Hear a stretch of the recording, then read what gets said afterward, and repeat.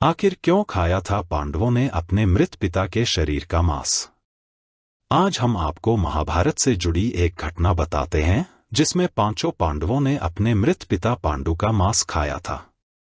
उन्होंने ऐसा क्यों किया, यह जानने के लिए पहले हमें पांडवों के जन्म के बारे में जानना पड़ेगा।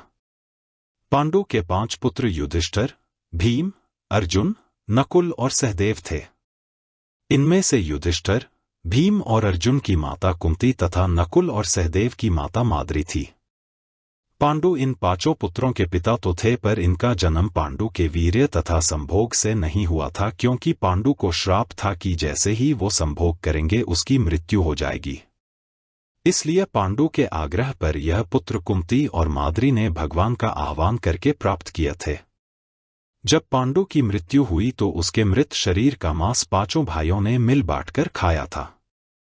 उन्होंने ऐसा इसलिए किया क्योंकि स्वयं पांडु की ऐसी इच्छा थी।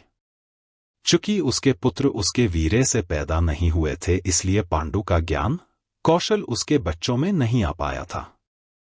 इसलिए उसने अपनी मृत्यु पूर्व ऐसा वरदान मांगा था कि उसके बच्चे उसकी मृत्यु के पश्चात उसके शरीर का मांस मिल बांटकर खा ले, ताकि उसका ज्ञान बच्चों में स्थानांतरित हो जाए।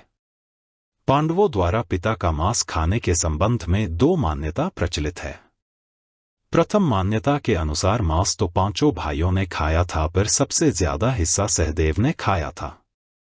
जबकि एक अन्य मान्यता के अनुसार सिर्फ सहदेव ने पिता की इच्छा का पालन करते हुए उनके मस्तिष्क के 3 हिस्से खाए। पहले टुकड़े को खाते ही सहदेव को इतिहास का ज्ञान हुआ, दूसरे टुकड़े को खाने पे वर्तमान का और तीसरे टुकड़े को खाते ही भविष्य का। यही कारण था कि सहदेव 5 भाइयों में सबसे अधिक ज्ञानी थे और इससे उन्हें भविष्य में होने वाली घटनाओं को देखने की शक्ति मिल गई थी। शास्त्रों के अनुसार श्री कृष्ण के अलावा वो एकमात्र शख्स सहदेव ही थे जिसे भविष्य में होने वाले महाभारत के युद्ध के बारे में संपूर्ण बातें पता थी।